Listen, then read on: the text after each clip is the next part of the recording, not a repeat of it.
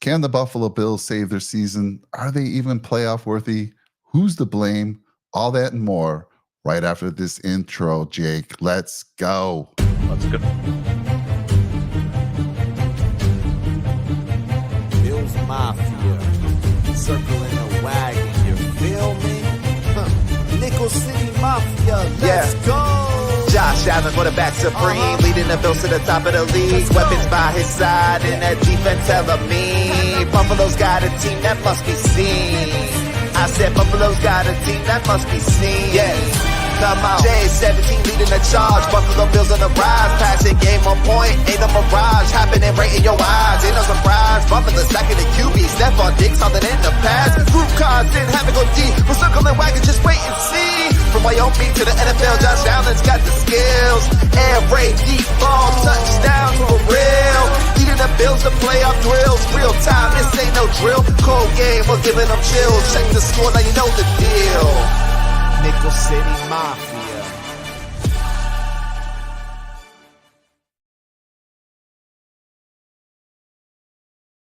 What is up, Nickel City Mafia? Welcome to another edition of Bills Tailgate. Yeah, we're going to get into it tonight. We've had a few days to think about that loss on Sunday. You know, Jake and I went live after the game, and we were just speechless. We were speechless, Jake. And how you doing, my friend? Well, I'm doing a lot better today. I mean, the other day I was at a loss for words. Not only was I tired, it was like 1 o'clock in the morning, but also, and I don't get tired often, Mike. I think I was exhausted emotionally, doing a lot better. And I'll tell you what, my daughter today, little Maxie Moo, little MVP, she put her thumb up. She took my hat, she put it on, put her thumb up, said, "Go Bills." And that got me super fired up. Wow, let's go. So as if that intro already didn't get me fired up, I'm coming into the show real hot. And I'll tell you what, listen, the Bills aren't dead. We're not statistically, mathematically eliminated. There's a lot to get into, and I'm excited to do the show with you tonight, Mike. It's gonna be fun. We're gonna break it down for the first time, I think, ever. I mean, we're gonna offer folks to come on live. If you're interested in coming on live as we're talking, we only got a few folks watching right now, and I'll bring it up again. Remind me if I don't, Jake, after the show gets started here, because usually it takes a while for some folks to join us. But if you're interested, I will drop you the link. You'll come on the show live with us, and we'll start talking. We got a lot to talk about. There's the Mad Chatter out there. I'd love to see who's out there in the chat.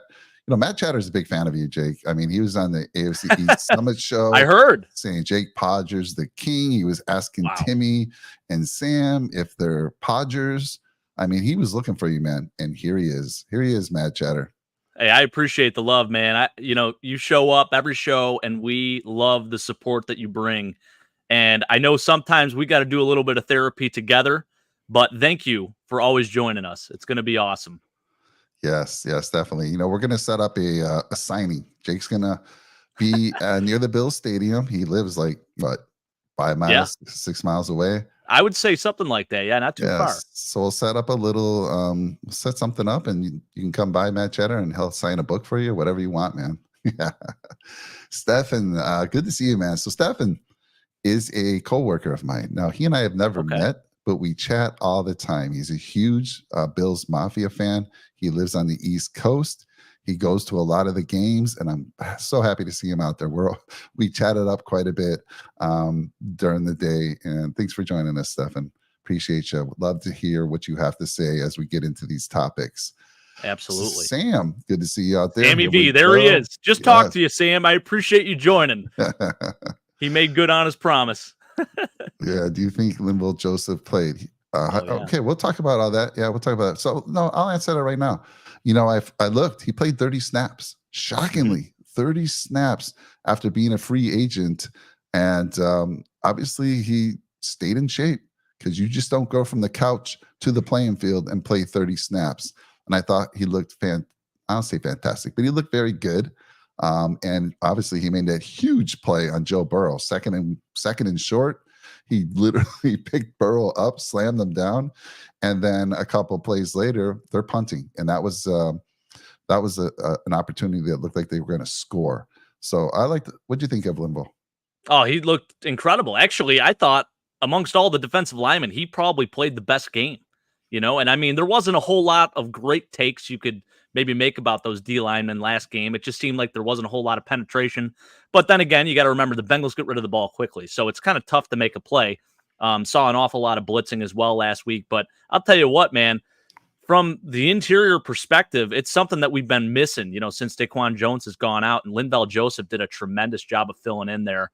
I mean, he looks like 2018 Linval Joseph, if I'm being honest with you. I mean, watching the film and everything, he looked really good. So, yeah, it's awesome. I love what I 35 saw. years old. 35 years old. Yeah, I love what I saw, and I was shocked that he had 30 snaps. It was just insane to me. So that's only going to get better. And he had a fantastic game. And I thought Oliver, was a little quiet that game, but we'll talk about that a little bit. Keith, good to see you out there. Hell Our yeah, boy Keith from the AFC East Summit Show, repping those Dolphins. Always one of my favorite Dolphins reps or fans, period. He keeps it real. He does. Let's see. We got the Padres out there. Big Al, good to see you. We're watching. Does that mean you and Mama Padre? Haven't heard from Mama Padre in a while. They probably have us on the TV right now. So that's exciting. I showed them how to do that with the Roku. So beautiful. Maybe we're on the big screen right now. Yeah, Sam saying Samuel.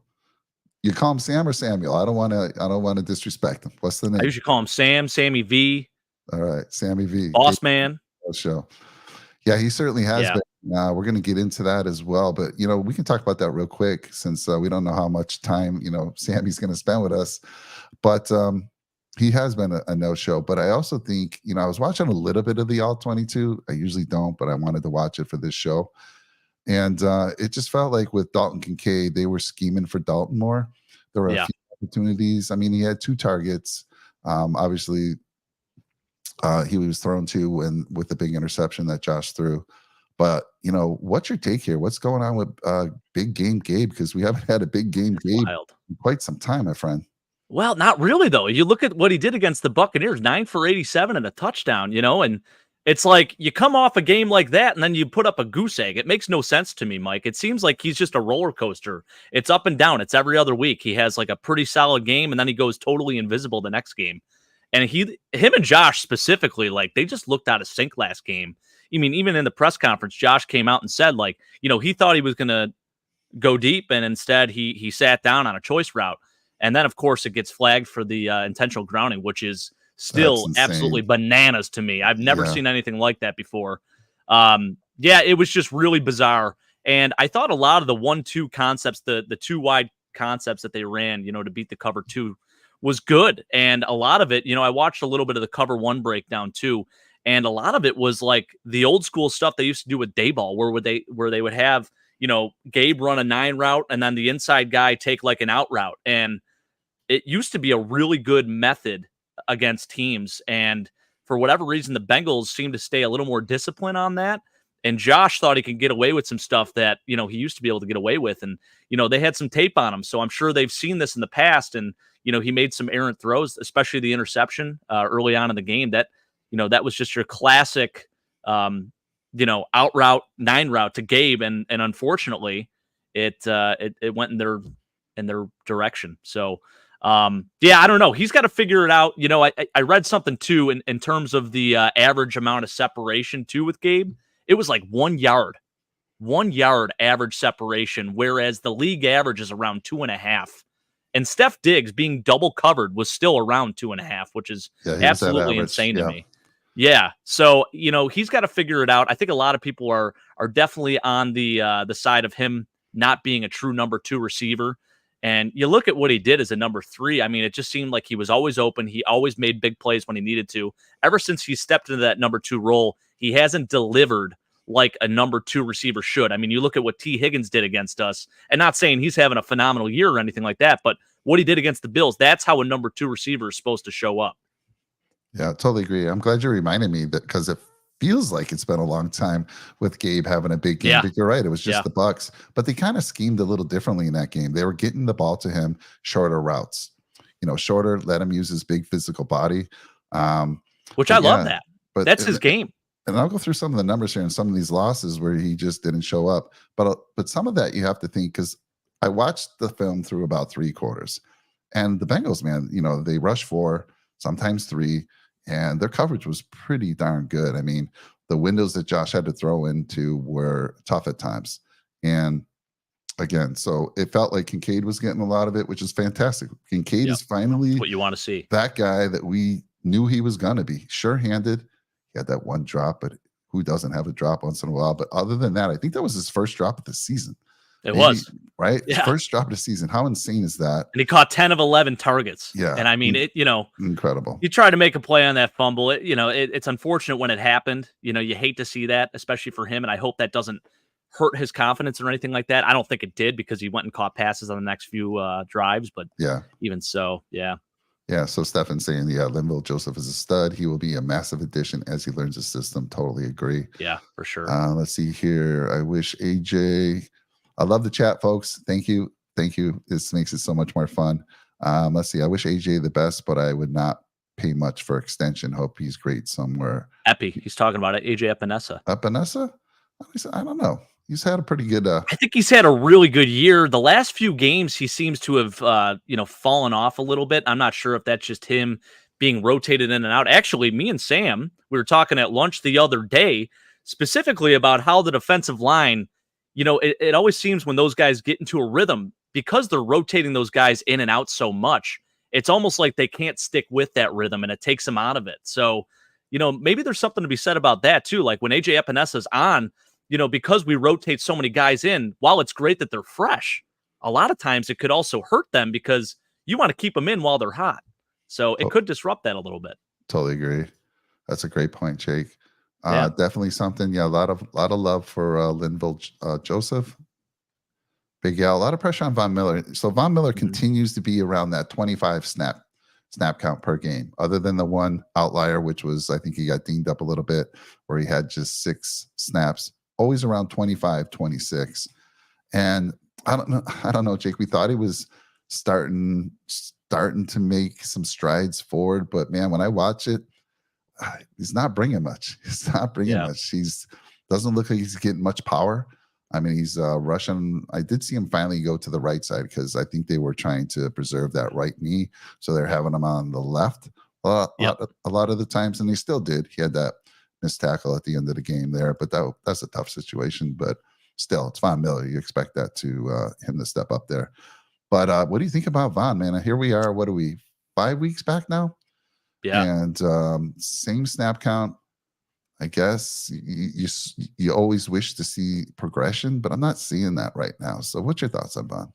Yeah, while he might be getting some more snaps, it just seems like he's invisible out there as well. And I think with him being out there, of course, it demands some respect, but it's not even like he's being doubled. I mean, he's just going one-on-one, and he's not winning those battles like he used to. And it's crazy because he came out and said he's never felt better, So while he's saying one thing, I know Von's always the optimist. Of course, he's going to say something like that. It just seems to me like, he's sort of lost a step. And, he's only getting older. So, of course, you're going to probably lose a step when you're 34, 35 years old as it is. But coming off an ACL injury, you lose some explosiveness too. And you just wonder if that's what's happening right now. And it's crazy because the defense was playing much better without him in the lineup. And it's almost like now that he's in the lineup, the team has sort of taken a step back. It's almost like they're not playing up to that level. Now, granted, Matt Milano was in the defense when, he was out, and then Trey White was also factored into that defense too. But I don't know. There's just something to be said. I think the defensive line was playing a whole hell of a lot better without Von in the lineup. And I hate to say that, but that's the reality of it. Yeah, I agree. So I don't know what. I mean, obviously, you can just keep hoping, right? He continues to be at that same snap count. You hope that we're midway. We're a little bit past midway through the season. 8 games to go. You want him to kind of start getting into form quickly because we don't have opportunities. We cannot drop any more games. We'll talk about that a little bit. We have 8 games left. 8 games, Jake, and we are 5-4. We have to at least win 5 games of these next 3, in my opinion, to even have a shot at the playoffs. Oh, this is probably not even going to win your division. But if you get to 10-7, you have a shot. The AFC, though, if you look at all the standings right now, there's a lot of teams out there with 5 wins. That AFC North division, holy cow. I still think about you and Ian talking about how bad the Browns were going to be. Yeah. No. The Ravens kind of knew they were going to be good. Lamar's back. He's got a lot of money now, and he's playing on a mission. The whole team is just looking fantastic. So that team, though, that division, what I do like is that they got to play each other, going to beat each other up a little bit more. Right. You got the Chargers right there, who we play in SoFi later in the year on December 23rd. They're fighting for a playoff spot. They're not going to win their division. The Chiefs are going to win that division. But man, they're starting to gear it up. They just beat, they beat the Jets. I expected them to beat the Jets, but and no disrespect to the Jets. Look, I feel like the Jets are doing all that they can. That defense is stellar, but man, that offense, oh my goodness, the defense can only keep you in so many games. Honestly, that win that the Chargers had the other night saved me from a complete meltdown. Over the last couple of days here, because had the Jets won, I know. I mean, could you imagine? We'd be sitting in third place, Mike. I mean, that's absolutely not crazy. ideal, not where you want to be. Yeah. I like with Sank. Good to see you. Thanks for always joining us. He says, any chance Shakir gets more targets? And I hope so. Look, I love what I'm seeing out of Shakir. I remember, again, I like to go back what we talked about earlier in the season. We had Timmy on here. Timmy was saying Shakir might be a surprise cut. I laughed at him. I'm laughing at him now. Timmy, love you. But funny stuff that was being talked about preseason. But yeah, Shakir, I love the kid. He runs great routes. Jake, you talked about it, and I'll let you talk about it a little bit more. He's a fantastic route runner, good hands, great hands. In college, he was making circus catches. He was known for that type of player. But the other side of it, he was known for making those drops, those easy catches, right? And we saw some of that in preseason, but so far, so good. Yes, get him more opportunities, in my opinion, please. Yeah, you know what? It's crazy. We talked about how good Dalton Kincaid has been. So just to give you some numbers here, Khalil Shakir targeted 19 times, has caught 18 passes, Mike. Beautiful. That's pretty damn impressive. And also, on top of that, he's really been picking up the production quite a bit over the last few weeks. I think that is certainly a method that the Bills have to continue, sort of evolving Khalil Shakir into that newly, Cole Beasley type receiver that he is, moving forward here. I think he's been super reliable, and we saw what he can do. He can produce. I mean, you look at what he's done just on one drive alone, going back to that Buccaneers game. I mean, you could go to him multiple times, and he kept catching passes left and right, and then it sort of opens up the game a little bit too. So, yeah, I love what we've been doing with Khalil Shakir. I think he needs to continue to be that starting slot receiver, and really happy with his development, because we were talking him potentially being cut before the season even started, Mike. It's crazy. Not we. Well, we were. I was part of the conversation, but I was I was not the one saying we're believers. We're believers. Timmy Corks was not a believer. He showed signs last year. I mean, he showed signs, and like I said, we had a great grade on him out of college. We know a Boise State alumni who said you got a fantastic player, and we had Jackson. Remember our Jet rep earlier on? Young kid. He also went to Boise. He said Khalil was fantastic. So we're starting to see that. So yes, get him the ball more. Keith saying, tough slate of games coming up for sure. Not only for us, but for your Dolphins as well. I was looking at that. You got the Ravens, you got the Cowboys. Going to be tough. The pitch count hurts fun. Let him go full out and see what happens. I agree, Stefan. At some point, you gotta increase that snap count. Let's go. Increase it just a little bit. Maybe not back to full. I don't know what he had before, last year when he was a full go, because we do rotate everyone in, but yeah, it's got to increase, Jake. Yeah. I would like to see our impact starters get a little bit more than 60% of game reps, and that includes Greg Rousseau, because that's a guy that's also sort of fallen off a little bit. He had that nice pass deflection last game, but haven't heard a ton from him lately, and that's a guy that you expect to elevate. Started off really good, then he had that toe injury, and it seems like he's it's taken a little bit of time for him to get back to full strength too. So I want to see those guys play more, and I love the fact that we rotate those dudes in and out, but maybe increase the snap count. And I'm not saying this for Vaughn specifically. Maybe Vaughn, you go to 50% instead, just to see what happens. Then for Greg Rousseau, guys like that have been those consistent starters, maybe increase that snap count rep to 75, 80%. I just would like to see what would happen if that made a difference at all.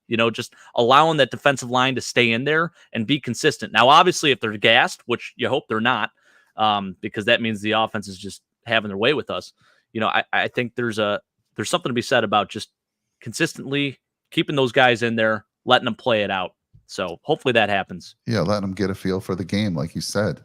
I mean, they're going against these guys, and if they're in there long enough, they're gonna know what to do. All right, I can beat this guy now. Let me use this move or this move. Let them get a feel for who they're going up against instead of in and out of the lineup. Let's see here. Keith saying we definitely need this Denver game. Absolutely. Yeah, if you would have said we do. A few weeks ago, I'm like checking this game off. This is an easy game. The Dolphins dropped 70 points on them. And then they come back. They win back-to-back games. They beat the Chiefs. And they're getting healthy on defense. And again, what I've seen this year, no game is a gimme. So it's a huge game. Jake will be there. He's undefeated at home. Is it any Bills? No, just this year. Just this year. Away games, actually, have not been great. I was in Miami last year, and it was a heartbreaker. So hopefully that does not happen in Philly. Maybe I'll have some good luck. I'm supposed to be meeting up with Keith. Keith and I were just messaging back and forth, so maybe we'll get that cheesesteak and beer, Keith. I did see your message. I meant to respond back to you. I will. Don't you worry, but I was just getting ready for the show. So would love to do that with you, man, while we're out there. Yeah, let's see here. A couple more chats, and then we'll get into the show. Love it. I always want to go to the chats first. Love when you guys interact. Makes it so much more fun. Let's see here. This is a good one. You got to go to Sam's comment real quick. Okay. Just pull that up. Oh, yeah. The Ask Frank? Yeah. That one there? Shout out to Frank Roman. I don't know how often Frank Roman watches this show, but let me tell you something about Frank Roman. This man is unstoppable. He's coming back with a vengeance, I think. Him and Sam are supposed to race, actually. They're supposed to have a foot race. So Frank is actually the significant, he is Cindy's significant other, but he's also essentially part of the office. He parks cars at the tailgate, Mike, at our office, and he's a huge Bills fan himself, of course. Him and Sam, they're supposed to have a foot race, and I think Sam's trying to get into his head a little bit. I'm going to show him this tomorrow because I'm going to see Frank tomorrow. I'm going to show him this clip tomorrow. And maybe we can get that race started, and I'll send you a video of that to see what really happens. So we have video proof of it, and it's going to be awesome. Let me tell you. Let's see. I love it. That's so funny.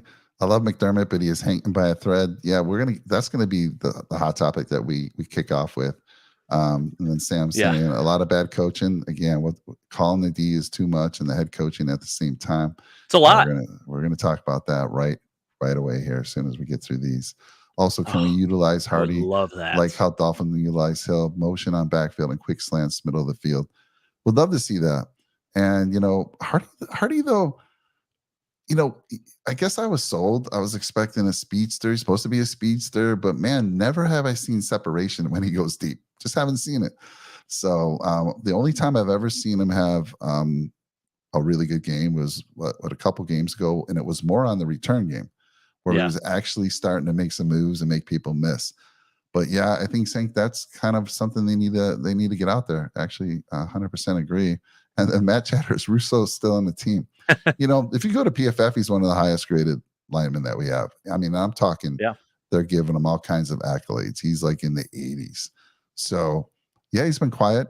I know Jake, was it you or somebody predicted like a 12 sack season for him? 12 and a half. 12 and a half, and nowhere near that right now. Yeah, it's crazy. I want to go back to that Deontay Hardy comment too, because you go back to last year and previous years when we had Isaiah McKenzie and how often he would be a part of like pre-snap motion even. And you thought maybe with Deontay Hardy, there was an upgrade there, and it just hasn't happened. There has not been an increased amount of usage. I think if anything, it's, Isaiah McKenzie last year, what did he catch? 40 passes for us. And then the year before, he caught 50 something. I want to say, actually, I'm going to pull that up right now because I'm really curious to see exactly what his numbers were. Last year, Jake. 65, 42 last year. It felt like more. He had 65 targets. Oh, it was the targets. Okay. Yeah. 42 passes last year. Actually, I thought he caught a lot more passes in our offense, but it definitely seemed like the usage was a lot more. You saw some rushing attempts too. Haven't seen any of that. No end arounds or anything either. For him being a gadget guy, if that's all he is, and maybe he's not, maybe he is just a deep threat guy. I think we all had some misconceptions going into the year But I'm all for trying to use him as more of a gadget guy moving forward. Yeah, totally agree. And then let's see. Matt Chatter saying you need to start a second conspiracy channel. I think there's some funny I business love that. with that. Yeah, JFK. Yeah, dude, don't even get me started, brother. Because let me tell you, I've gone down some rabbit holes. I'm into that stuff. Don't tempt them. You know, don't tempt me. Don't tempt me tempt because them. we could do it. Maybe me and you will start that. If you go to PFF, Stafford is the best O-line player. Actually, he wasn't last year. I don't know. Maybe he is. He had I a don't know. pretty poor PFF rating, didn't I he? don't know what he's. You're right, though, Matt Chatter. PFF confuses me sometimes. Dotson is our number one linebacker. PFF loves him, and crazy. no disrespect. I feel Dotson's been doing an okay job, honestly. He has. Yeah. So maybe he deserves it. All right. It's nothing that's going to get you beat, but it's also nothing. Not a ton of splash plays either. Yeah, I mean, he did miss that. He had a shot at tackling Burrow for a sack, and he got away. By the way, Joe Burrow, scrambling Joe Burrow is freaking dangerous. I did not know. You know, obviously, I know whenever I watch a Burrow game, it's usually him just dropping back in the pocket and throwing passes. Is this changed? Is this something he did in college that you saw? This whole ability to run and get out of trouble, and once he's loose, watch out. He makes a play downfield, sort of like Josh is known to do. What the heck, man? Yeah. No, I mean, that is like vintage Joe Burrow. That's what he used to do all the time. Now that he's healthy, he's finally back to what he was. He's sneaky athletic, and he can be dangerous, as we saw. All right. Well, let's get into, I mean, my goodness. Thank you, everyone. We're going to get into our first big topic here, and hopefully you guys are engaged in this one as well. I mean, watching a lot of social media, watching a lot of shows, everyone's talking about fire McDermott, fire Dorsey. Nobody's saying Bean yet, but I'm sure that's out there as well. And I just feel like everyone's on the edge right now, which maybe they should be, because this season is, you know, it's on pace right now. It's a struggle. We got to win, like we said. We got to win at least 5, 6 of the last 8. We got some tough games to go, and so I can see the frustration. But firing these guys now, elevating someone, I just feel, for me, you got to wait to the end. You got to play this out. We've seen it before a couple of years ago. We were 7-6. All of a sudden, that was the 13-second game. And we went on a roll and we pulled it out. And we, you know, almost doesn't count. I always say that in horseshoes and hand grenades. And then I have folks saying that now it's McDermott's fault because he has his hand in the offense. And I want to get your take on that, Jake. But before I do, I want to rattle off some numbers here, right? So let me give you some data. And I'm telling you, when you look at this data, you're thinking, damn, this team is good. This team's doing fantastic. They should be much better than 5-4. So let me give you some information. Josh Allen has a better QBR and quarterback rating than Burrow and Mahomes. He has a better completion percentage than Burrow and Mahomes. He's thrown for more TDs, touchdowns, than Mahomes and Burrow. He's thrown for the similar passing yards as Pat Mahomes, just 20 more. Pat Mahomes has 20 more passing yards. Josh has thrown for 2,423. Josh has been sacked 13 times, Mahomes 12, and Burrow 18 times. And Burrow's played one less game, Jake. Now, a lot of that can be because we know early in the season, Burrow he had an ankle injury. He wasn't mobile at all. And now that he is, we were only able to sack him one time this past game. Yeah. And because he would get out of trouble multiple times and make a play. Scary situation when Burrow's able to do that. Let's see here. Bills are 5th in score in the NFL. They're averaging 27.3 points per game. They're 16 in the rushing game, averaging 108 yards per game, which is better than the Chiefs and the Bengals. They're 5th in passing yards per game, 262. And only the Chiefs are ahead of them. I mean, there's 4 other teams ahead of them, but the Chiefs are ahead of them, averaging 264. So a couple more yards per game the Chiefs are averaging through the air. So let's start with that, first of all. On paper, this offense is putting up great numbers. But let me ask you the question. First, McDermott having his hand in the offense. Yeah. Tell me how. Tell me what you think or what you've heard or what the conspiracy theory is. What is he doing? Yeah, I would say for him, as a head coach, there's always a philosophy that every head coach has going into a season, going into each week. And with Sean McDermott, it's always been playing a balanced game of football. So establishing a running game, and then also not necessarily being a pass happy offense, but doing enough to win you football games and running an efficient offense. So I think part of this is actually very true. I think, you look at what Ken Dorsey does and, the type of concepts that he runs. I mean, just going back and watching some of the film and whatnot, it is, and I'll echo sort of what this Eric from Cover One was saying. It's a very efficient offense. The team is able to run these plays where it's not going to get you, an 80-yard gain every single time. It's not going to be this record-breaking offense, but it's going to be an efficient offense, which is why you see the numbers that you see with Josh Allen. The problem is we're not putting up points. And you look at specifically the last 5 weeks, the efficiency, specifically like when it even comes to the red zone, has been way down than what it was the first 4 weeks of the year. So that's definitely concerning because you've seen a trend now where this offense is taking so long to get into a rhythm. It's deflating. It's deflating as a fan to watch, I think Josh is taking a lot of the things that the defense gives him. Like he's taking what the defense gives him at a lot of times here. The problem is they're trying to fit him into this system, and Josh Allen is not a system quarterback. He needs to have less structure. And that was the difference between Ken Dorsey and Brian Daboll.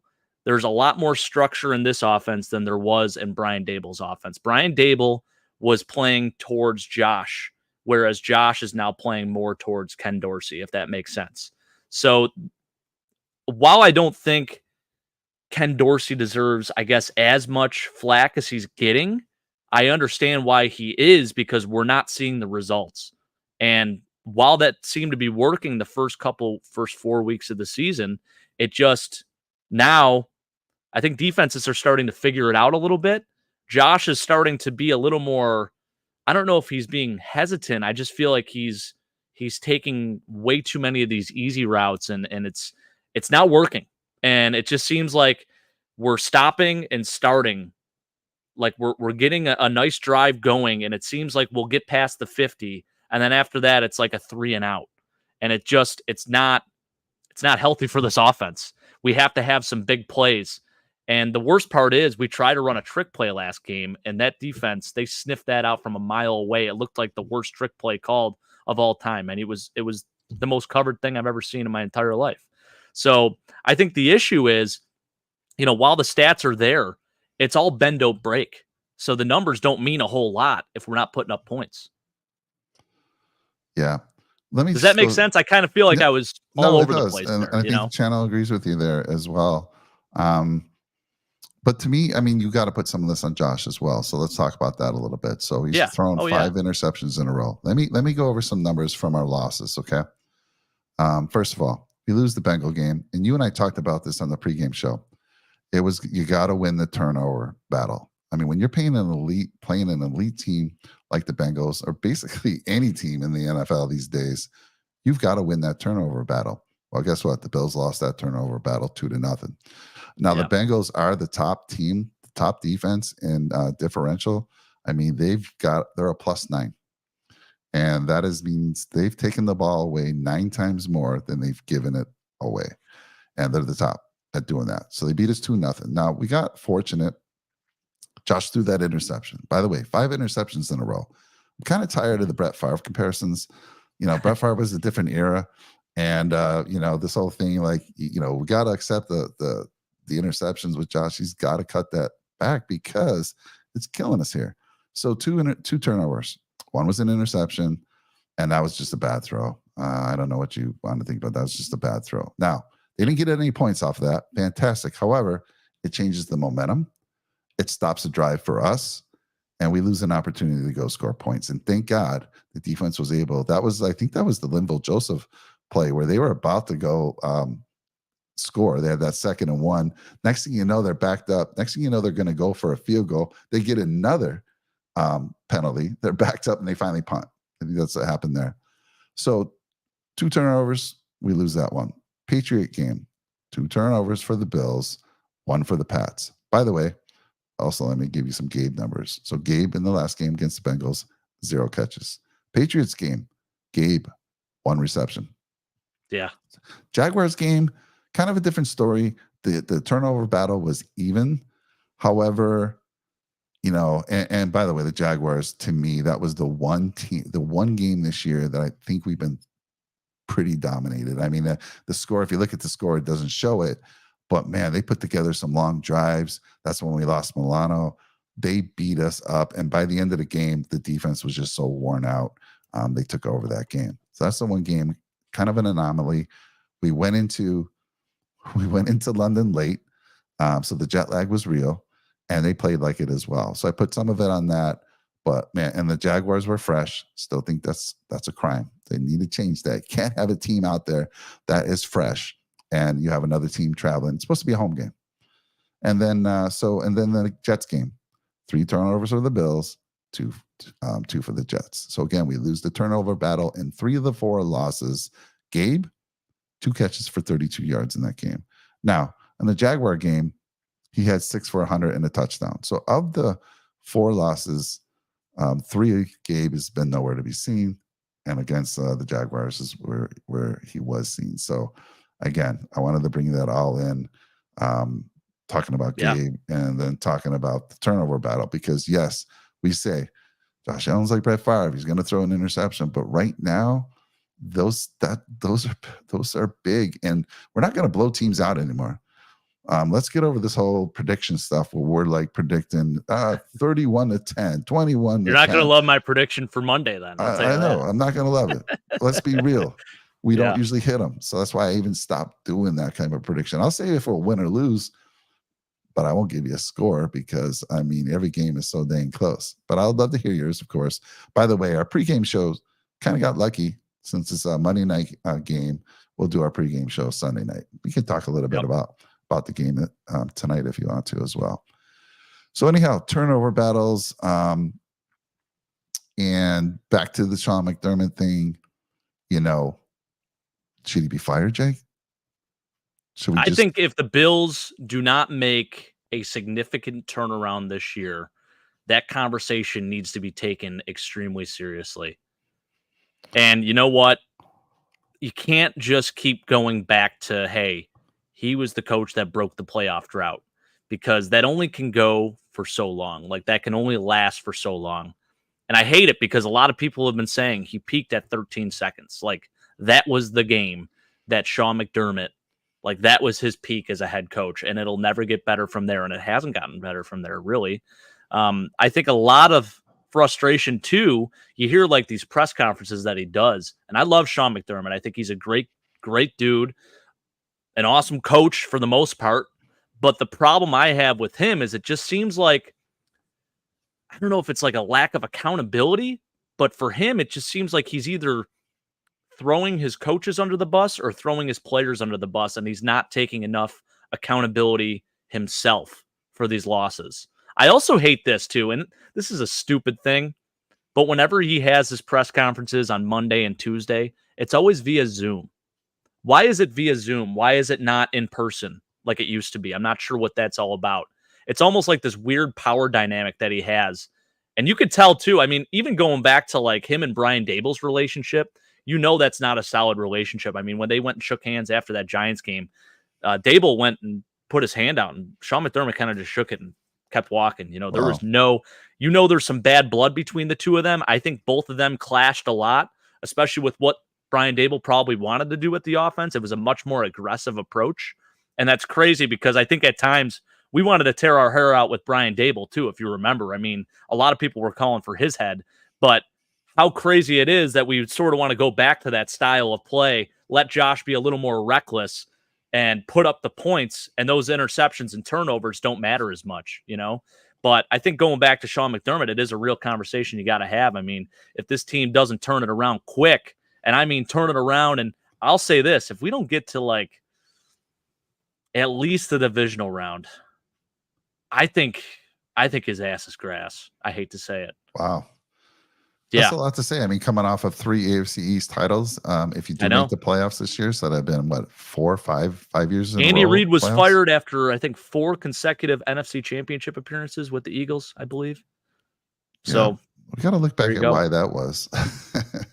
I heard a really good comparison too. It was comparable to Mark Jackson with the Golden State Warriors because he would always get them there. He would win a lot of games during the regular season. But then when they fired him and brought in Steve Kerr, look what's happened. I mean, that's a dynasty now. So maybe that's what the Bills need. Maybe they need to go out and hire a guy like Ben Johnson, an offensive-minded guy, a young OC that's doing great things with the Lions, because you know that guy is going to be a top-tier candidate for a head coaching job. The thing is, though, too, Mike, if Sean McDermott goes, does Brandon Beane go? I don't know. I mean, you typically fire both the head coach and the GM. Yeah, so usually. I'm curious to see if he would stay if Sean McDermott were to be fired. I think a lot of people are also looking at the situation with the Raiders a couple of weeks ago where they fired both the guys. And they're like, hey, maybe that's what we need to do right now. No, they played a team they should have beat. They played the Giants. They beat them bad, but their defense had 8 sacks. They picked them off. I think it was 1 interception. So the defense showed up, and it's one game. It's one game. Let's see what they do. So let's just play this out a little bit.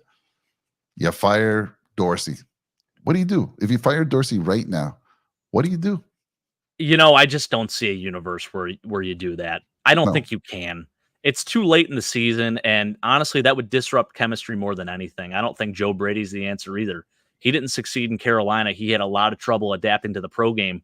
While he was able to get away with a lot of things in the college game, he had the most talented offense in college football history, arguably, next to the 2001 Miami Hurricanes. I mean, that LSU team was loaded. So it's hard to say that he would make that much of a difference. And also on top of that, you can't just reinstall a brand new offense at this point. That's just not possible. There's way too many plays, way too many things you would have to change up.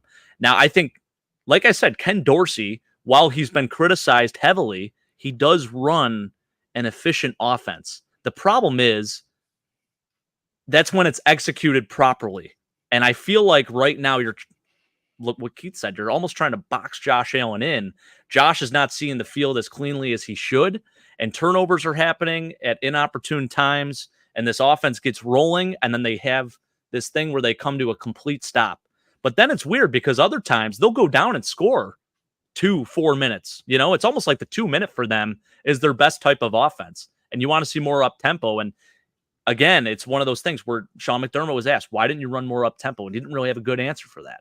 Yeah. So again, that's another issue I have. It's like, just be real. Just say, hey, we should have ran up tempo more. They should moving forward. Yeah, I would think, up tempo, right? It did fantastic against the Buccaneers, and then they go away from it. Why? I don't know. But you would think with a defensive-minded coach, that it would be a great compliment. They'd be able to get into the room and they're like, all right, we're playing the Bengals. I know the defense that the Bengals are going to run. Here are the plays that should work against that type of defense. And I don't know, for whatever reason, it's just not happening. Some folks are saying that McDermott's trying to tailor the game so his defense not looks better. I don't know how to word this, but is the star of the show. Maybe it's the star of the show, or just basically, hey, my defense is beat up. I need you to do this to kind of not gas them out or something like that. Slow the game down or whatever, maybe, because obviously we're, again, with Bernard with a concussion last week. Do you have any updates on Bernard? Did we hear anything on him? No. I just know he's in concussion protocol. Yeah. And, the last time someone was in concussion protocol was Dalton Kincaid, and he ended up missing the game the following week. So I would err towards him probably not playing just because the Bills are usually extra cautious with that stuff. But I haven't heard any new updates on it. So it's still kind of early too. I mean, with it being a Monday game, especially, they've probably taken a little bit extra rest too this week. Probably a lot more film study than anything. Yeah. Thanks. Sorry. I've had this up for a while here. I don't know how our No, this is a great point. I talked to Sean. I talked to Sean about this today, actually. And he had mentioned this too. I mean, the fact that we're not creating these turnovers, we haven't created a turnover in like the last 5 weeks, Mike. Mm-hmm. So the fact that the Bills defense hasn't been as opportunistic while they're making these stops, I mean, the offense typically gets the ball at the 20 or 18-yard line or deep in our own territory. Yeah. And that doesn't make for an easy drive either. So when you have to drive 80 yards every single time to get 6, I mean, more often than not, you're not going to score on that possession. So it's tough. It kind of puts us in a tough position to begin with. Yeah, we got off to a hot start with the turnover. So our turnover differential right now is dead even. We've given the ball away as much as we've taken it away.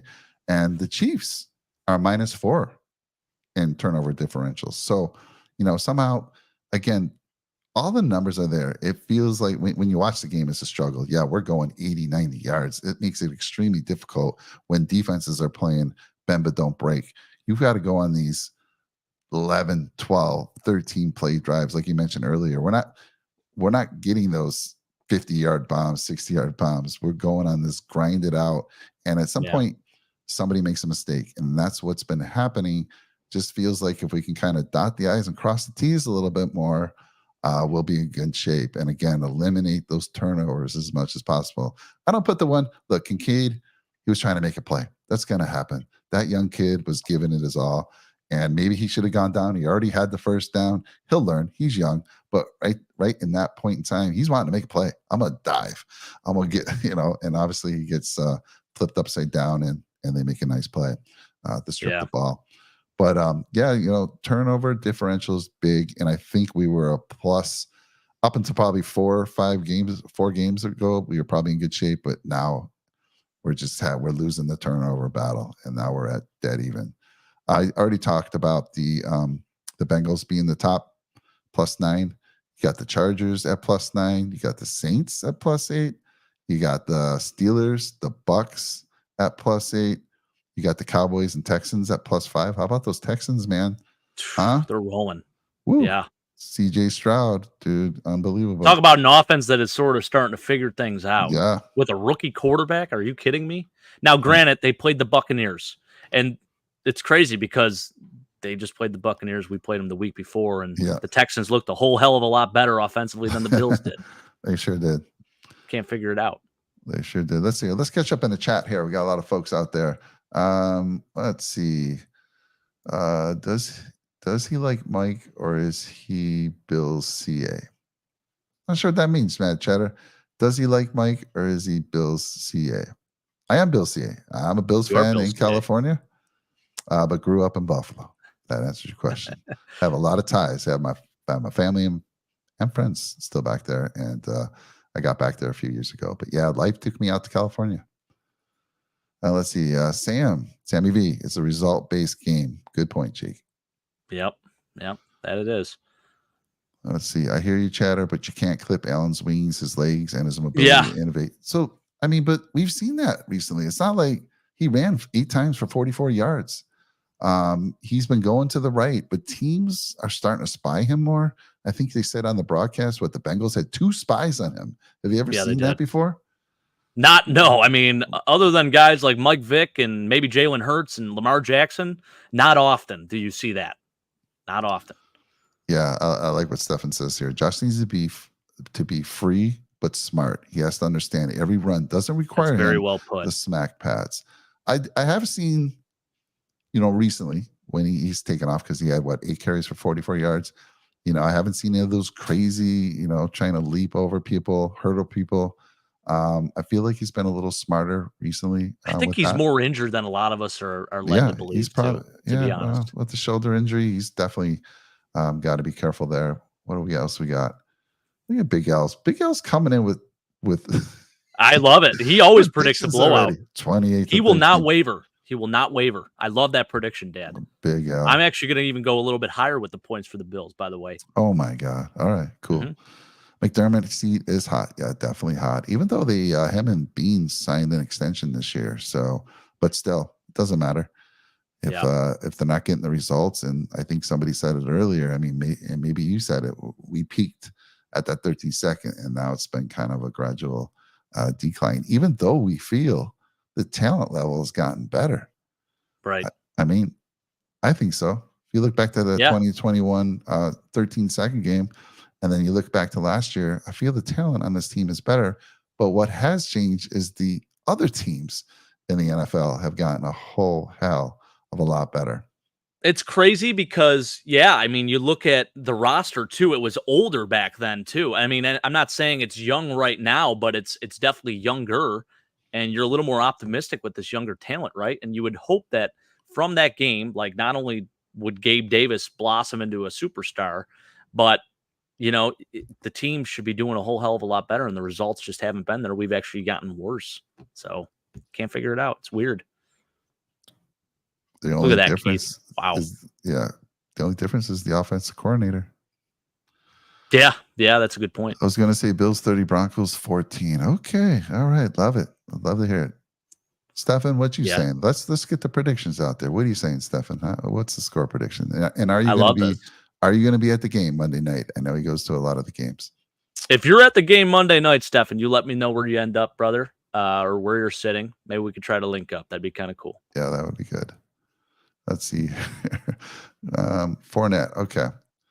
Yes. I don't know if he needs to start, but he definitely needs to be activated. I think that would be very helpful, especially as a pass catcher, an underrated skill for him. Yeah, great blocker, pass protection, like you said, and can catch the ball. Yeah, I definitely want to see him elevated. I don't think I don't think he'd start, but man, we saw the pictures of him in training camp, or not training camp, at practice. Holy cow. You want to talk about a guy who hasn't been sitting around on the couch eating potato chips since he's been on free agency? Take a look at that dude. Unbelievable. So, so let's talk about a few things since you brought up Fournette. We already talked about Linval Joseph, Rasul Douglas. He got into the game last week, and I believe he'll be our cornerback number 1 Monday night. What's your thoughts there? Yeah, especially with Dane Jackson being banged up. And did Christian Benford get nicked up a little bit too? Was he? I know Dane Jackson definitely was. He played. I thought Dane Jackson actually played very well at times. I mean, there were some other times where he got cooked, but I think he made up for it. But yeah, I mean, out of all the corners, I thought as far as a guy being more locked down and right on the guy every single time, Rasul Douglas was right there. Yeah, I mean, he's 6'2", he's 209. Or over 200 pounds. Yeah. Just what I love. Especially when you're going against these bigger receivers in the league. He's had incredible last 3 years. Coverage skills are fantastic. And I know we always take PFF with a grain of salt, but you want to look at his PFF numbers for coverage off the charts the last 3 years. So physical, and opportunistic too. Yeah. Yeah. What did he have? 10 interceptions, 5, 4, and 1 this year before he came over to us, something like that. So 10 interceptions in the last 2.5 seasons. And that's something we need. Like you said, we haven't been getting any turnovers. So great point there, Big Al. I definitely want him elevated, want to see him on the field for some snaps, kind of like maybe what they were doing with Damian Harris, have him play that role. I think you mentioned that last week, Jake. Let's see here. What else think I have to say? Watching opposite wide receivers getting easy separation against Hyde and Poyer really hurts. It's like opponents automatically target them on every third and long. I mean, they were getting beat by tight ends in this game. The tight ends for the Bengals, 3 of them, 10 receptions between the 3 of them, 2 touchdowns from them. I think. I know one. I think they had 17 catches on the season as a unit coming into that game. And again, that goes back to, all right, let's see what the Bills are doing. They're playing a lot of that dime. They're bringing in Poyer. And that goes to, planning, scheming. And they did an amazing job. Those tight ends, like I said, showed up. You would have thought, oh, my God, they're tight end heavy. No, they have the 3-headed monster at the wide receiver. And back to your point about, let's see, what was the cornerback you were just talking about? Dane Jackson. Dane probably had his best game. And again, you're going to get cooked a few times, Jake, because I mean, look at the receivers are going against. Oh yeah. But dude was planking tackles. He was all over the place, and he probably was one of the best players on that defense in that game. Yeah, there was a couple times got beat, but dude was making plays. And and I thought Benford was a little quiet that game. And I'll have to look. I haven't had a chance to kind of look at the PFF grades on Benford versus Dane Jackson this past week, but interesting. I definitely think it'll be Rasul, and I think it will be Benford, number 1 and 2. Now, I have a good question for you. Do they call Josh Norman up again? Because if they do, that'll be his third game on Mm, the active roster, meaning we will have to sign him officially. Do they call him up again? no, Or do not they with save the. him? I think they save him. Not with the addition of Rasul Douglas. Right now that Douglas is there, all we've seen is Josh Norman playing special teams. I think we got enough of those guys. So, Yeah. in my opinion, no, Jake. Why would you sign a guy to the active roster? I mean, he's looked good on special teams, and he did come in and play some corner, didn't he? You had to bring him in on corner, so somebody got dinged up. I think. Yeah. I'm Yeah. not. I can't remember. It had to be. I thought Benford. that was Dane. It was either Dane or Christian. Yeah. I couldn't, I forget who that was. But yeah. And you know what? I did want to bring this up too. So the Bills did sign 2 players to their practice squad, one of them being a safety in Trey Norwood, who has some starting experience. He's younger, played with the Steelers last year. I think he started 3 games for them. So interesting move, talking about the safeties, Micah Hyde and Jordan Poyer, bringing in a guy like Trey Norwood. Now, he's not the biggest dude in the world. He's 6 foot, $194, $195. So he's not huge, but decent size, solid size, and a better cover corner. So interesting move there. Curious to see what they do with him, if they activate him or if he is just an extra body on the practice squad that they brought in. Talk to me about Taylor Rapp, because that was supposed to be our answer for these older know, guys. I I mean, know. supposed to give them a little rest, see a lot of them on the field. I haven't seen the guy making any plays at all. I mean, you know who I did see the other day that was like Dean Marlowe starting for the Chargers. I'm I like, know. oh my God. But anyhow, It's back to our team. Taylor Rapp, man, what's up? Yeah. Yeah, I think it's been a little disappointing because when we signed him, it was almost like we got ourselves a steal. Like, this dude is young. He's only 25 years old. He's played very high level football for the Rams. He comes from a winning tradition. Played at Washington, did fantastic things there. Was a 2nd-round pick for the Rams. In his 2nd year, I believe it was, he was a full-time starter his rookie year. Mike came in 2019, did some great things. Wins a Super Bowl with the Rams too. And statistically, he's been great. He can come in, play, and tackle at the line of scrimmage and cover pretty well, and looked like he was going to be our safety of the future. But now, looking at what he's done this year, and not that he's gotten a ton of opportunity, but you expect a little bit more. I definitely expect to see more of the dime look, just having the extra safety in there and, kind of bringing Jordan Poyer up and playing like that linebacker position almost. I thought that worked really well against the Buccaneers. Didn't see as much of that against the Bengals, but I'm hoping he gets rotated in a little bit more on the defense because I want to see more of him. I'm just sort of salivating for that, waiting for that moment where he makes a big play because I know he's capable of it. The dude I've not given up on at all, but I think in terms of what you've seen production-wise thus far, it hasn't been what I expected or what any of us really expected.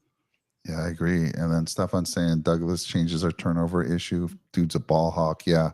I mean, I'm concerned if Benford's not there. Benford's a ball hawk. You want those ball hawks on the field. And he says Benford is banged up. I think I said Benford. Bernard is who I'm talking about. I want Bernard to be on that field. We'll have to see how. The good thing is he gets an extra day to clear protocol, right? If it was a Sunday game, early game, might not happen, but the fact that it's a Monday night game, maybe Bernard will be able to clear concussion protocol. And then Benford, thanks for clearing it up. I wasn't sure who it was. I knew one of the corners got a little dinged up. Not sure about his injury as well as far as Benford goes. And like what Sank's saying here is probably absolutely spot on. Expect the game similar to the Buccaneers. No stress-free football, but win. Yeah, it feels like those stress-free days are long gone. I mean, we did have some stress-free games early in the season when we beat the Washington and then the Raiders. But yeah, lately it's been just a struggle. It's a grind, man. It's been a grind to even put up points lately. It is frustrating, and this team is capable of so much more. And yeah, absolutely, yeah, he's a huge hitter, man. Like that's his MO. I mean, he is like came into the league. I think his first year had 100 tackles. And 2 years ago has 4 interceptions. I think he had 90-something tackles last year. He's been great for the Rams, and I think we're waiting to see that here in Buffalo. I think give it a little more time, like you said, but he's a good young safety. He definitely is. I was just going to check his, how many snaps he saw last week. I'll have that for you in a little bit. But let's see what else we got here. Matt Cheddar, I'm not so impressed with Rap. Benford has the tools, and then just Stefan saying, if Hyatt Poyer goes down and he gets more reps, we'll see what he brings. Well, he's already had to start a game in place of Jordan Poyer this year, remember, and did okay. Was kind of quiet, didn't do a whole lot, no splash plays, but didn't really get beat. Wasn't any miscues for the most part. I think he got one really bad pass interference call against the Buccaneers at the game that I was at. Yeah. From the angle I was looking at, it did not look like PI whatsoever. I thought he made a really nice play. So he had 23 snaps last game, 25 snaps the week before that. His big week, I think you said he was filling in. He had 65 snaps in week 4 against Miami. Yeah. So, I mean, as the season goes on, give those vets a little rest. Rotate them a little bit, get them more play time. But hopefully we'll see something different change.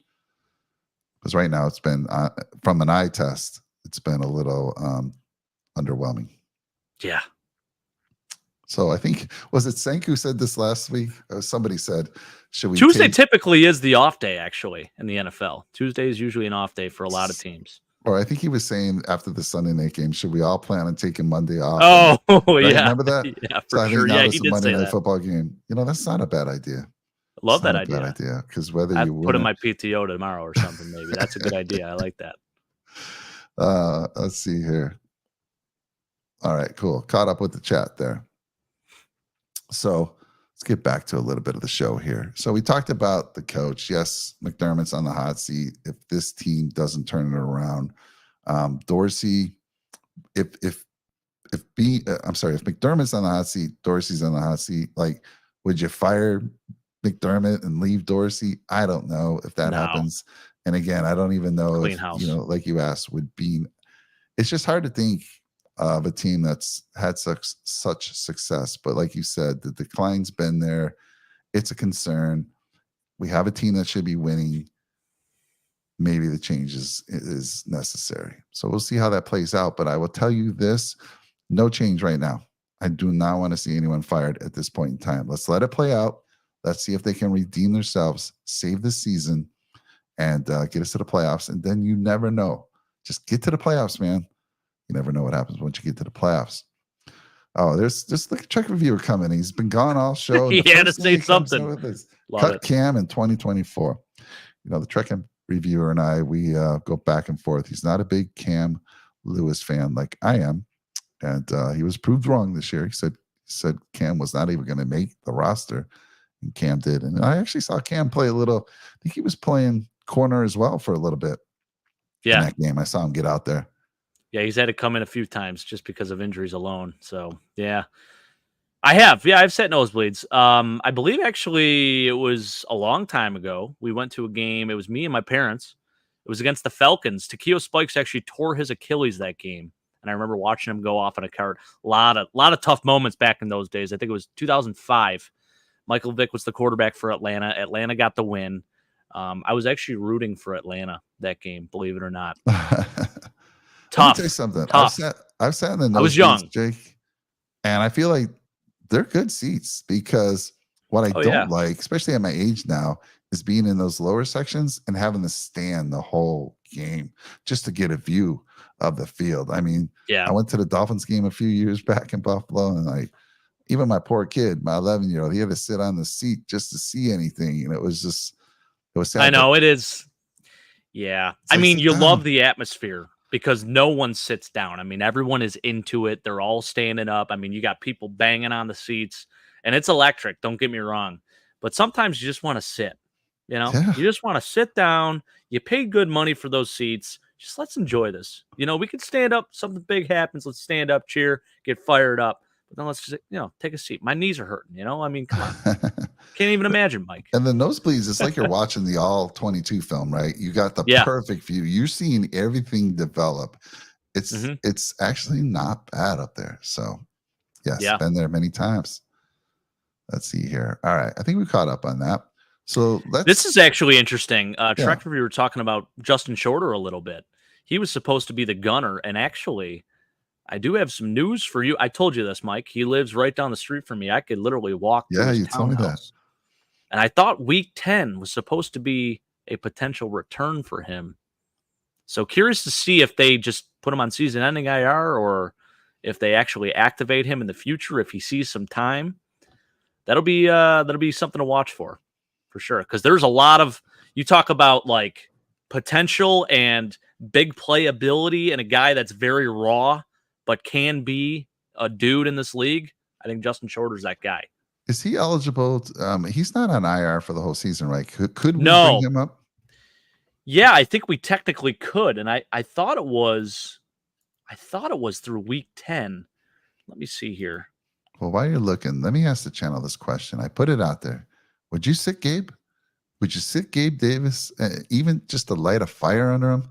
Maybe, bring in Khalil, of course, and elevate Shorter. Of course, Shorter hasn't had a lot of time to work with the team, so that might not be a great option. But would you sit Gabe and put Khalil at number 2, at the number 2 spot? Maybe bring in Sherfield.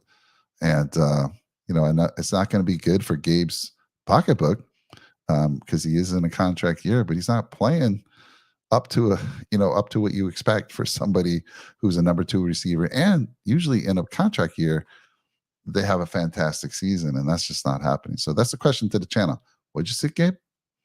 And then Stefan, I was going to come out there this year potentially. My mom's, getting up there. She's starting to have some issues, and I was going to bring her to Buffalo so she could see her family. And if I do, actually, now you're saying this, I mean, okay, maybe I'll make it happen this year. So I love that. Come and get some Kelly club seats. Would love that. That would be awesome. Let's see here. I'm still looking.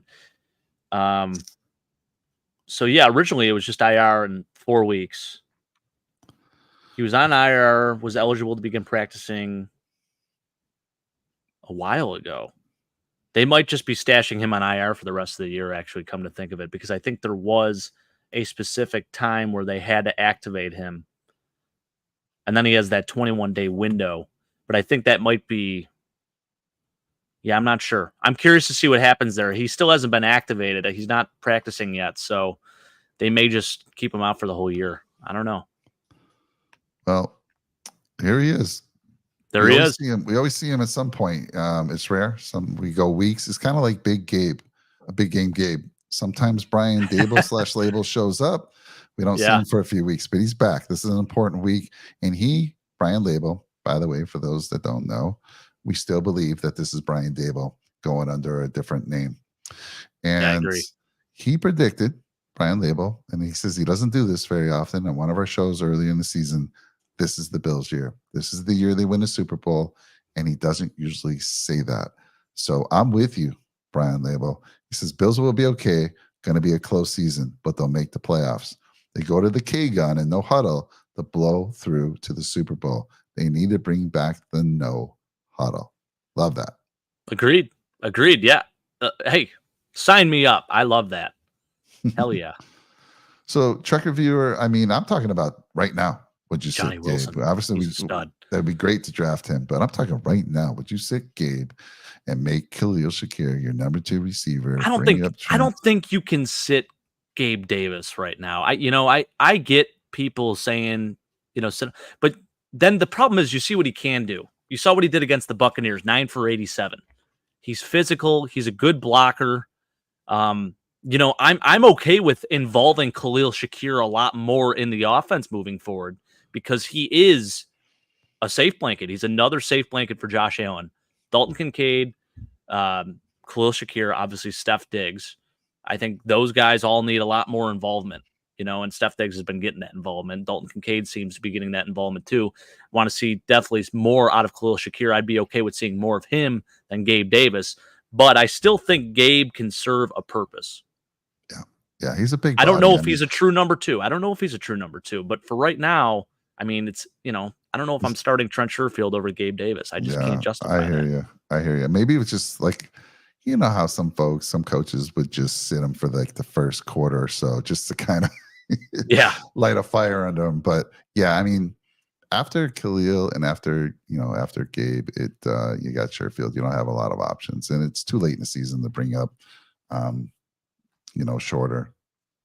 Let's see. You know what? Too. Here's a good point too. My my good buddy Joe Miller watched the show the other day. He made a very good point about Gabe. He said Gabe is not a wide receiver 2. Is he a bad football player? Is he a bad wide receiver? No. He is an average receiver, which is the standard for the NFL. Most players in the NFL are average. If you think about it, not everyone's a superstar. That's just fact of the matter. You look at the Kansas City Chiefs. I mean, their number 2 right now is Marquez Valdez-Scantling. You have Rashee Rice on that team as well. You have Justin Watson. You have a whole plethora of receivers that they rotate in and out. Sky Moore. McCall Hardman. They're still they're still finding ways to get it done. Yep. Gabe definitely offers big playability, and I think there are moments for him, of course, where it's like this guy's the best receiver ever, and you talk fantasy even. It's like it's hard to justify starting him when he goes for a goose egg last week, and then watch this next game. He's going to go for like 6 for 88 and touchdown. It's just how he is. Can I live with it for now? Yes. In the future, do I want to upgrade that position? Absolutely. But for right now, I think you just got to roll with it. So there was talks of, getting that contract done during the season this year. Yeah. I'd say no at this point. I'm not for that. Yeah. And I'm not for that either. I think you got to let that play out and see what happens. Matt Cheddar says you can bench Gabe all for me. Not like we would notice. No. There are games we would notice. There's games, but he also had something funny here. He said, "We want guests, Justin Shorter." So Jake, maybe since he lives like right in your neighborhood, figure out his pattern. When does he go jogging in the morning? Get yourself out there. Saw him walking his dogs the other day. There you Waved to him. Start a conversation. Gave me the little head nod. Yeah. You're a nice guy. You're easy to talk to. I know you can stir up a conversation quickly. Get Justin Shorter on the show, man. Love it. I mean, I'll tell you what, the hamstring looks pretty damn good to me. That's all I got to say. I think Dorsey needs to Gabe and other wide receiver routes. Yeah. Yeah, I agree. I think screens, you saw what he did against Tampa. Utilizing that physicality that he has is important. He's not a separation guy, let's face it. I mean, we just talked about the stat, 1 yard of average separation. I mean, the eye test alone can show you that. But I think where you can utilize him is in the middle of the field at times. Jump balls, obviously. And then maybe in the screen game a little bit too. And he plays a whole hell of a lot of snaps for the Bills. I mean, he's in more than Steph Diggs even, Mike. I mean, he's in on every run play. And typically you'll see about 96% of the snaps go to Gabe Davis as a receiver in this offense. Yeah, so this is a good point by St. Care. Once Knox is back, are we going to see Kincaid in slot or waste his potential on 12 personnel sets? What do you think there, Jake? I know. I think you got to go with what works. I mean, obviously, once Dawson Knox comes back, you got to use him as a tight end. I think you pay him too much money not to use him, but I think Dalton Kincaid naturally is a great fit in the slot. He's a very good safe blanket for Josh, and his route running is absolutely filthy. I mean, the way that he was running his choice routes last week, specifically on that fumble, if you look, I mean, he kind of sold it like he was going outside, then he goes inside. Mike catches the ball. He has such good hands. I've never seen a tight end with better hands in my entire life, outside of maybe like Jason Witten. I mean, he just catches the football, and he's such an athlete. He's such an artist. And for this guy to only be a rookie, I mean, that's really exciting to me. So yeah, I think just using him specifically in the slot, I'm totally good with that. Yeah, I mean, the 12 personnel, I mean, I like that you have both options. And we seem to be running better when we have the 12 personnel. The running game seems to have been, dismissed recently. But, I like the fact that we have both options. So, and like Jake said, I agree. Go with what's working. And we won't see, when did they say it was? I know he's on IR for at least 4 weeks. I know he had surgery. Any updates when they expected him back? No, I know it was indefinitely. So, I mean, typically with a wrist surgery, that may call for a little extra time for him to miss. I mean, we might not see him again until playoffs, honestly, Mike, especially with how he was. I mean, a wrist, you're catching the football. So, and you're blocking. That's your two main things as a tight end. So, Stefan, you're saying Gabe Davis scores the first touchdown, 8 for 90? Yeah, you watch. That's what's going to happen. I know. Because it's every other game with him. We just need to talk about him, and then good things happen. Yeah. Gabe in the slot. I would love that. Yeah. Love to see more of that. Shorter might think Jake is Josh Allen. I mean, he might, because I don't believe if you're on IR, you're not allowed to practice with the team, are you? I think you're allowed to go to the facility and obviously just do your rehab, but otherwise you're not allowed to. Because he might be like, I haven't seen Josh since I've been put on IR. Maybe I got to grow my hair out a little bit more. Josh has longer hair now. Love that though. Yeah. Thank you. We got a lot of folks to say, for those new out there, a lot of folks say that, even myself, I call Jake Josh quite a bit, quite a few times. He does look like Josh Allen. All right, let's see here. DK86 is rolling. Stay with him and Wrinkle and Dust. Yeah, I like that call. These YT commercials, YouTube commercials are terrible. We got ads on our videos now, Mike? We do. I mean, they put them in there. Are you getting a lot of them, Matt Chatter? I'm sorry. Hey, you're helping pay the bills too. Keep it, just think of it like that. You're helping pay the bills for Nickel City Mafia. And we can make adjustments though, because YouTube tries to sneak in some things. But I didn't think they would do it during live shows. I thought it would be on the rewatch. Yeah. Right. Interesting. Sorry about that, Matt Chatter. We'll see what we can do. Let's see here. Do the Bills trade Knox next year and draft another receiver to go with Kincaid? Not a bad idea. Nah, honestly. Not. Yeah. Could be interesting. Week 16 is wishful thinking. What was mentioned about week 16? Well, so if it's in 4 weeks. Oh, it's for IR. Yeah. Gotcha. Yeah, yep. I agree. So we might not even see him until the last couple games of the year, and then by that, yeah. Let's see. A little off topic, do you guys think having a veteran QB next to Allen would help him to make better reads and stay calm on the sideline? If we had it, I think so. Tell you what, I think we're missing Bitcoin Barkley a little bit. Do you? Where's he? Scholar. He's a scholar in the locker room. The Giants actually just signed him. Did they? All right. Yeah. And, I know he was released with like an injury settlement, and he's supposed to be healthy, I think, as of week 8. So now he's probably eligible to start practicing, and he'll probably get moved up, and he may be the backup for Tommy DeVito. Probably will have to come in and actually start a game for the Giants this year. But yeah, that's a guy, that's a good point, man. And listen, Kyle Allen's a veteran, but I don't know.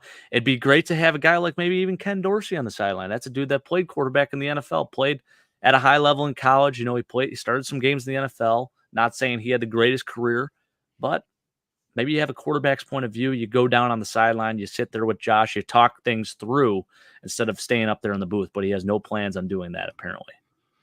All right, Jake. So let's get into, been going an hour and 17. I knew this would be a long show, and I don't mind going as long as we need to, as long as we're getting interaction. But I want to talk about the blueprint to turning this around, to saving this season. What has to happen? I already mentioned, I'll start a little bit. We're fortunate that our offense, I want to knock on wood, I don't want to jinx us, been healthy. Unbelievable that this offense has stayed healthy through 9 weeks. Watch, something will happen Monday, and everyone will be mad at me. But I'm just saying, the fact that you have this offense intact for the first 9 weeks, you would think they're going to just get better. The fact that you added Leonard Fournette, which I think was a huge ad, underestimated by a lot of people. I'm still shocked that he was available. And then we got Knox coming back later, and we could use 12% if we need it. But let's talk about the offense first. What's the blueprint? I would love to hear in the channel. What do you guys think we got to do? Because the numbers are there. The stats are there. The efficiency. You said, I do think we hit on some points where, the Bills are getting backed up. A lot of their drives are starting deep in their own end. Inside the 15-yard line. And yeah, good luck going on a good long drive against a really good defense. Probably not going to have much success. But Jake, let me throw it to you. Talk to me. What's got to change? How do we get this get this ship righted? Well, I think we talked a little more up-tempo. I think running the ball when it matters and not trying to force it in weird situations where you're running out of shotgun. I think the RPO is effective too. So I think you need to find a nice balance between under center runs and then shotgun runs, and not running shotgun runs on 3rd and 1 with Latavius Murray anymore. Please, can we get rid of that? Because it's not working. So you have to stop with that. I think, listen, he's my guy, but think a little more involvement from 41 in that offense would be pretty nice. Reggie Gilliam, he's taking up an active roster spot. I mean, I'm not saying you have to play this guy every single play, but get him a little more into the offense just as a lead blocker if you're going to run the football a little bit more.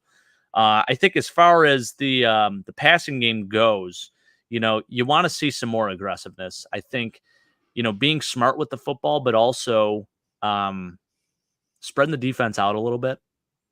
I think you could do some things, pre-snap motion, specifically with guys like Deontay Hardy. I think, definitely going more to Khalil Shakir, up tempo again, getting into a rhythm, hitting some of those short routes, hitting those out routes, hitting some stuff across the middle of the field. I think working the middle of the field more specifically with Dalton Kincaid is going to be huge. It's going to open things up. I think Steph's going to still do his thing every game. There's no way you're going to cover Steph Diggs. He is a top 3 receiver in the NFL right now, and you can't convince me otherwise. The consistency, the attitude, everything that he brings to the game is absolutely incredible. That's the only piece of this offense I can specifically say has been the best thing this entire year, and it's been the most consistent thing this entire year, is Stephon Diggs. I mean, he is absolutely incredible with what he does. So continue to feed him. I don't think you go away from it either, because it seems like at times they'll go a whole drive throwing to Steph Diggs and he'll be unbelievable. And then after that, for the next 3 drives, he'll be totally invisible. And I know you want to get other guys involved, target other receivers and whatnot, but stick with what's working. And again, Stephon says it here, or Stephon Diggs. Stephon Diggs, yeah. Yeah, spelled the same way. I think I love what you said here. He's been in the system long enough. Trust him to make reads at the line. I think Josh can opt out of things. I think he needs to be a little less timid. And on top of that, let Josh be a little more free in this offense. I think he is at the point of his career where he should be able to make those calls at the line, be able to change things up and take matters into his own hands. That's how we win football games. It all runs through 17 at the end of the day. I feel like he was doing a lot of that in the Buccaneers game. And back to your point on the shotgun run, there are so many things you can do out of that, Jake. You don't have to run the ball. You can have them pass protect. You can audible, and I don't think they're being creative enough with that play. I mean, honestly, they could audible and have them just slip out for an underneath pass. They can have them pass protect. They can have them run. You can do so much, and I think it goes back to what you're saying. Josh, read the defense and call an audible. I don't know if he does enough of that. I did see a lot of. It looked like at least he was doing a lot of. He was very vocal in the game against the Buccaneers. You're at home, so the crowd is quiet when you're on offense, quieter versus when you're on the road. So maybe that's what I'm seeing. But yeah, I mean, come on, Josh, you've been around long enough, man. Make some calls. You see the defense, read it, and if you don't like the run play, if it's not working, call out of it. Who's going to yell at you? Run it yourself. Run it yourself. That's the other thing too. You can do an RPO play with that, right? You can do so much from the shotgun run. There's a lot of creative with it. Yeah. Yep. Agreed. I want to see more of the pre-snap motion, especially. I mean, you saw what we did even last week. There wasn't a whole lot of it. It's very static at the line. I think being a little more creative pre-snap would go a long way with this offense too. Yeah, agree. And then again, for me, it's always, trim those turnovers. You got to trim the turnovers right now. And today, maybe Jake, when we were at our peak, this offense, we could lose the turnover battle because we were scoring. We were scoring at will. We're not doing that now. And even if we turn this around, it's not like we're going to be dropping 30, 40 points on people. This league is so good, and especially with the schedule we got coming up. I mean, there's really not that many. Scoring's down this year for a reason. We talked about that last week too. It felt like the defense has the edge this year. They're basically just going into a bend, don't break, rush 3, rush 4, drop everyone else against these pass-heavy teams. And yeah, it feels like it because it's a grind, man. It's not as easy. Like a couple years ago, it was like 3 plays, touchdown. Now it's like 10, 12, hopefully a touchdown, or obviously something bad happens on those long drives. It seems always happens to us as well. Let's see, what do we got here? We got some folks saying some good stuff. Let's get into it. I love what Ryan- my dad says here.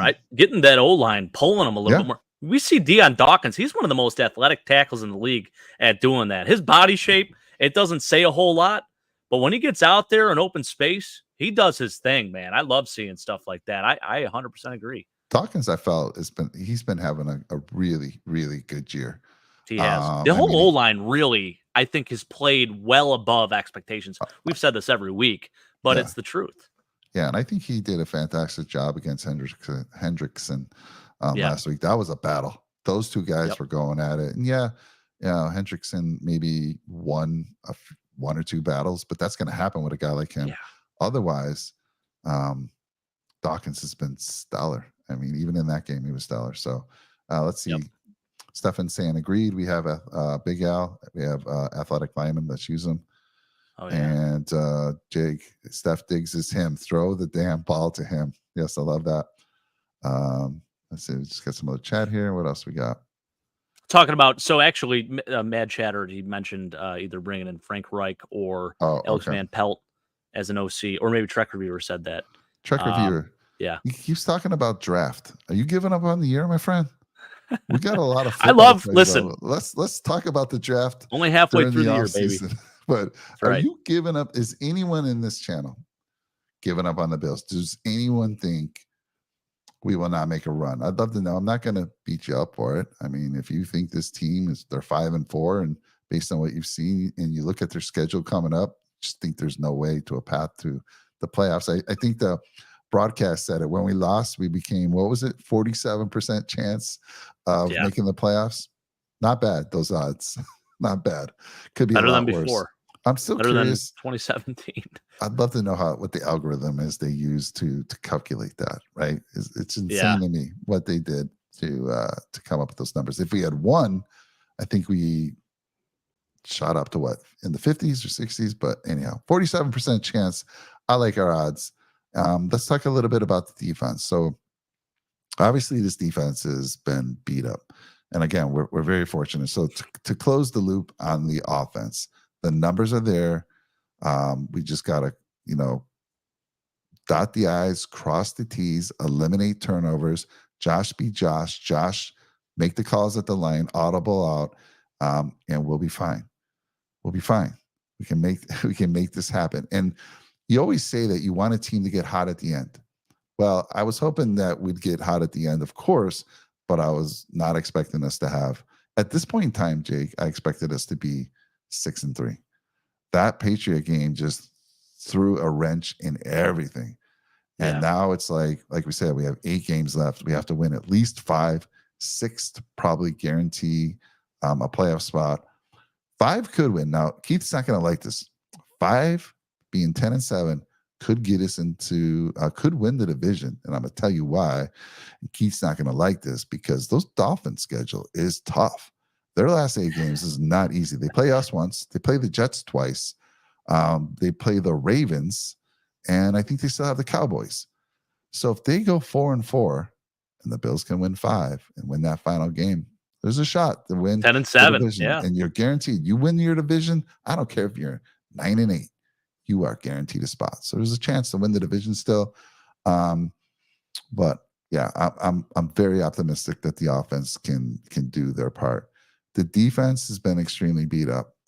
Kudos to, we want to talk things, say things about McDermott. This defense has given our offense every opportunity to win most of these games. The positive on the defense, we already talked about him, Linville Joseph. He's going to get more and more snaps. He's a beast in the middle. We lost Daquan Jones, but try to run the ball on us now. Try to run the ball. He wasn't even in there on passing downs, Jake. And he's massive. Imagine trying to block that guy for how about the run defense, by the way? That was something that I thought the Bills did a really good job of. What did Joe Mixon have? Like 37 yards rushing, only averaged 2-point-something yards a carry. I mean, I thought the run defense did a really nice job last game. Not that they were doing a whole lot of it anyways. I don't think they were running the football with purpose. I think it was just to sort of keep us honest. They had a specific game plan going into that, and they knew what they were doing. But even so, yeah, I agree, Mike. I mean, Linval Joseph, what an upgrade there. I mean, he's been huge for us with the lack of having someone like Daquan Jones. What a nice fill-in for that. Yeah. And then Russell Douglas, like we've already talked about earlier, he's now that addition. He's that number one corner. He's a dog. He's a ball hawk. So right there, you're going to get better on defense with those two guys. And then we talked about Fournette as well. So bringing Fournette up. So I wish these moves would have happened a week earlier. I wish these moves, we would have had these guys maybe 2 weeks into the system for this game. I can't have everything I want. I can't have everything I want. But they're there now. And I think this is going to help straighten this team out. What do we got going on, bro? This team is a very wildcard team. Don't forget Tampa Tom and playoff Lenny. Love that. Lombardi Lenny. Lombardi Lenny is his even better. Yeah, that's right. So I agree. That's what's saying. Just make the playoffs, even if it's a wildcard team. Anything can happen if you get hot. We see it in hockey all the time. Happens in hockey. Happens in football. You know, it's wild. Tell the two Buffalo teams, right? The Sabres, really good on the road, terrible at home. Bills, really good at home, terrible on the road. Pretty wild. Can we just put 2 and 2 together there and just be great everywhere? All right. So Track Revere, trying to be real here. As long as Dorsey is the coach, we might as well pack it in for the year and hope for a top 15 pick. Track Revere, I respect everyone's opinions and how you're feeling. I'm just not ready. Let me just say this. I throw this card out there all the time. And I said it on our last show. You have 2 options. You can jump off the wagon. And if you do jump off the wagon, I don't want to hear from you for the rest of this year. Even when the Bills turn it around, I don't want to see you being like, yeah, I was with the team the whole time. Or you stay with this team. I've stayed with this team. I always say 7 years old, 50 years I've been a fan that I can remember. Who knows? Right out of the womb, I was probably a fan in 1966. But by 72, 73, I was watching Bills football with Joe Ferguson. And I've been through my share of heartbreaks. I will never abandon this team because it's going to happen. And when it happens, it's going to be the most amazing story. I finally stay with this team. A lot of fans, bandwagons, they jumping off the bandwagon. Can't stand it. Can't stand it. No, nothing worse. I mean, seriously, nothing worse. How does that happen? Anyhow, you can choose. But I'm just saying, I don't want to hear from you when the team turns it around and makes. I always say it, Mike. Run. If you weren't there when the most entertaining thing about this team was when Gabron Hamden was doing hanging 10 with Hamden, and you weren't a fan then get the hell out right now. No, actually, listen, I do encourage people becoming fans of the team, but when things get tough, do not waver.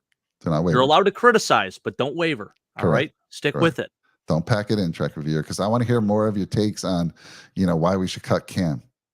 Want to see you out there every week. Keith's he's agreeing with me. He knows that schedule is just as tough. So is the Bills schedule.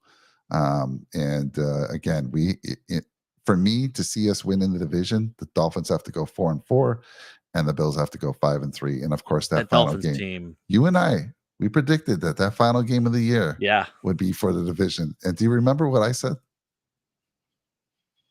Do you remember what I said for that game? You said, did you say the Dolphins were going to win? I said the Dolphins would win.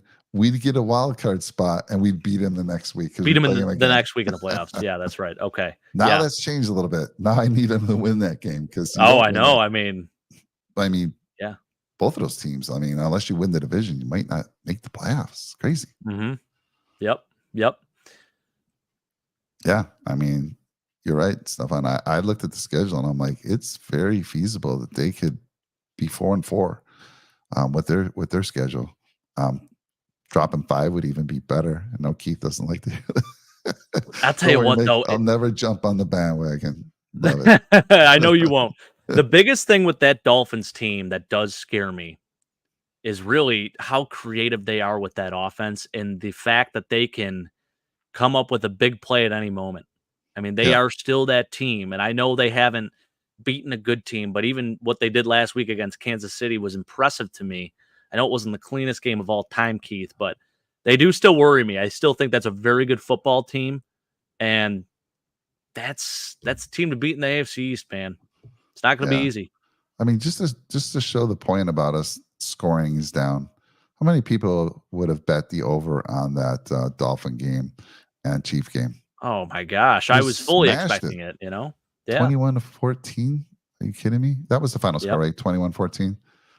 Crazy. Incredible. Again, the scoring is down. It's not easy to drop 30 to 40 points on any team any longer. So, that's why I don't even like to predict that type of win. But hey, let you do your thing. So we've talked about the offense. I just got to dot the I's, cross the T's, clean a few things up. We're good to go, especially with the addition of Lombardi, Lenny. Talked about the defense. We've got a couple nice ads that's just going to elevate this team. And I don't know. I mean, is there still talk of Daquan or Milano coming back? Is that still a thing? Some cryptic posts on the social media lately, Mike. So last week, Matt Milano posts something, and it's a picture of him, and it says soon.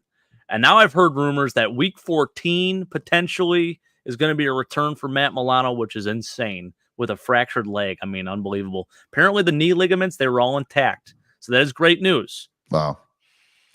I don't know. I mean, that's tough. And then Daquan Jones, same deal. He posts a picture with all the D linemen, basically said something like "still here," and people are speculating, he's going to come back sooner rather than later too. I mean, torn pectoral, that's tough, man. As a defensive lineman playing the 1-tech, 0-tech that he's playing, you're using your hands a lot. You're getting, your chest is huge for that. So I don't know. I'm not sure what to believe. Keith said he bet the under, actually. All right, you made some money there, buddy. Oh, yeah. Nice. Yeah. And Stefan, I love this. I remember the 6 and 10s, but the stands were never empty. And no one circles the wagons like the Buffalo Bills. I love that. That's right, saying. Baby. Let's go. And then so we got here. He bet the under. And then remember when we were just happy to just score? I remember. I don't know if you guys saw this, but yesterday, I think it was ESPN or maybe it was the Bills. One of the social media accounts had posted, it was a snippet from a game against Seattle. It was on Monday night. Rex Ryan was our head coach. It was from 2016. And the Bills went out to go attempt a field goal before the end of the half. They were playing at Seattle, and it was 28-17 going into the half. There were like 3 seconds left. And Dan Carpenter was our kicker. And it was like a 54-yard field goal that they were about to attempt. So as they go and try to kick the field goal, Richard Sherman comes in. He touches the football before we even kick it, and then he ends up diving, and he kind of hurt Dan Carpenter a little bit. His knee was all banged up and whatnot after that. They call roughing the kicker on it, but the problem was they didn't even call roughing the kicker. They actually just had a re-kick because something happened. I don't know. Nonetheless, Bills go out, and then there's a delay of game penalty called. And then after that, they go and attempt the field goal, and of course they miss it. So it just freaking wild, man. That was back in those were the days. Those were the days where you're just having a little glimmer of hope, and then it would all just be thrown out the window.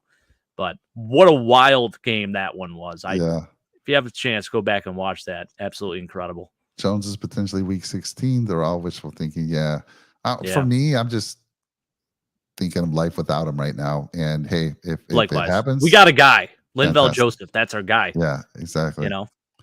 Jake DC was a savage. Jake Carpenter, baby. He was a very good kicker. I think towards the end of his tenure, people got fed up and they were like, let's get rid of this dude. But he was a very good kicker, man. He was a Pro Bowler with us. And you remember the Bills have always had a pretty good kicker. Going back to Scott Norwood. Talk about Scott Norwood. He got us into that Super Bowl. Ryan Lindell. Ryan Lindell was very consistent. I actually got a framed jersey of him. I'm going to put it down in this man cave somewhere because I love specials. Don't even get me started. I'm going to start rambling.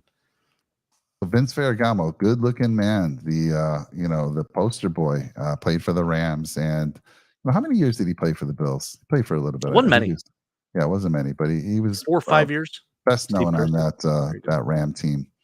But definitely remember Vince. But again, my guy, Joe Ferguson. He was my guy. And then came along this guy named Jim Kelly. And then he changed. Well, you love the original 12. He changed my world. So here's the thing. That 90s team. I know a lot of folks say, and you even say it, Josh is the guy. But the 90s team at least got to the Super Bowl. At least. Mm-hmm. And they lost 4. I get it. But man, that team, when they needed to circle the wagons, that's where the saying started, right? Nobody's. Chris Berman started that saying back in, I think it was around the 90s. nobody circles the wagons like the Buffalo Bills. Love Good it. stuff there. Steve Christie, yeah, great kicker. Love Steve Christie. Yep. He followed. Vince only played 1 year. Scott only 1 year. Yeah, I didn't think it was Yeah. long. Yeah, Christie, he followed up after Norwood, I believe, right? Wasn't he? He was after Norwood, and he became. I think he's the all-time leading. Is he the all-time leading scorer? Or was no? I think that belongs to Ryan Lindell. Yeah, actually. I think you're right. They're close. Yeah. Ryan Lindell, great kicker, man. He's good, very solid. All right, man. So listen, channel, we appreciate you. I just want to remind you that, Jake and I, we go live Wednesdays and Sundays, 9:00 p.m. Eastern. We have other shows in Nickel City Mafia. If you're into fantasy football, we have, they actually went live the same time we did. So if you love fantasy football, go talk to Chris and Jeremy. And if you missed a show and you need some advice, I think I put an active link. I'll make sure I do after the show. But in the description of our video is the link to our Discord. So join us there. You can actually talk Bills football all week with us. You can talk, Buffalo Sabres. And you can talk, pretty much anything, including fantasy football. So if you hit them up, they'll answer your question right away. Let's see. So we got the fantasy football show. We got the AFC East Summit show that goes live every Tuesday at 8 p.m. Eastern. We got the Sabres Edge show, which goes off every Tuesday at 8:30 p.m. Although this upcoming week, they're going to be going live on Wednesday. We got the Red, White, and Ruthless show on Saturday. That's Chris, not Chris, that's Sean and Brett, and they bring the ruthlessness. Want to hear some real talk? They'll bring it. Big L, I am so thankful it's late there and you stayed up for the whole show. I love it. Yeah. Really appreciate you. They got their Christmas tree up already, Mike. Dude, you big Christmas before Thanksgiving guy? So you mentioned this last week and I listened back to the show because I always do. And I forgot when you were kind of throwing that question to me. Dude, I'd have Christmas stuff up all year if my wife let me. Wow. You are one of those guys. I love Christmas. Listen, I do too. The other day at work, on our auction day at work, I had Christmas songs playing. The folks there were like, seriously, Mike? I mean, yes. I'm an after Thanksgiving guy, but I still respect the people that do it before. Because listen, it goes fast. It does, Gotta enjoy it. Yeah, I know. It's just a great time of the year. I love it. So I think I mentioned other shows. Listen, we are going to be doing another charity event, a fundraiser for a pediatric cancer person. Last year we did it. It's the Punt Foundation. It's a foundation in Buffalo. We had live entertainment. We kind of did a live telethon, and we were new to it, Jake. But I listened to that last a couple weeks ago. I watched it again. I loved it, man. It's almost like you want to watch that as for us that watch, the kids watch Rudolph the Red-Nosed Reindeer every year, or whether it's whatever your favorite movie is. I mean, that's going to be a staple now. I watched it again, and I'm like, that was fantastic. We're going to have more people perform this year. And I'm talking to the Pump Foundation, Jonathan. I'm supposed to talk to him tomorrow to kind of see who is our family this year. And we're going to start that fundraiser. So I'm super excited about that. We love giving back to folks. I'm actually going to reach out and get an update on Baby Jack as well, because that was the family that we raised money for last year. But it's going to be a fantastic show. We're going to have, trivia, Who Wants to Be a Millionaire, ugly sweater contest. Hopefully we'll have the family come on and give an update of the child. We still don't know who it is that we're going to be adopting for the holidays. But don't miss that show. It's fantastic. And you'll start seeing that. And then we got some big news coming out soon, Jake. We're going to open up our channel for membership. I don't know. I haven't talked to you about that, but got approval. Okay. And that's sweet. For $2.99, you want to buy Jake a coffee once, $2.99 a month. Buy him a Timmy coffee. Ho's coffee. Love that. Help support the channel, and it's just gonna help us. We're gonna do a lot of good things with that donation if you're one of the folks that become a member. So we're excited about that. That's gonna. When are we doing the merch? That's the real question. Oh, so we, there's some merch that's being talked about for the actual charity event. Maybe then we break it out. So good stuff. Lots going on, guys. By I the way, appreciate Daryl it. LaMonica, I wanted to go back Yes. to that comment from Trek Yeah. Reviewer. Daryl LaMonica didn't want to lose track of that. Ends up winning an MVP with the Raiders, of course. I know. Fantastic for them. I think it was 67 he won an MVP with them. They So had both him and crazy. Jack Kemp. Isn't that crazy? Yeah. Wow. Yeah. Jack Kemp was a 7 or 6-time Pro Bowler with the Bills. More Yeah, Pro Bowls than Jim Kelly. Crazy, huh? Incredible. Yeah. Yep. And my dad, so I've been a fan a long time, but my dad, he actually used to go to the Rock Pile. He'd tell me like he'd pay a quarter to get on the bus, and I think tickets were some ridiculous, like $1 or something like that. This is insane.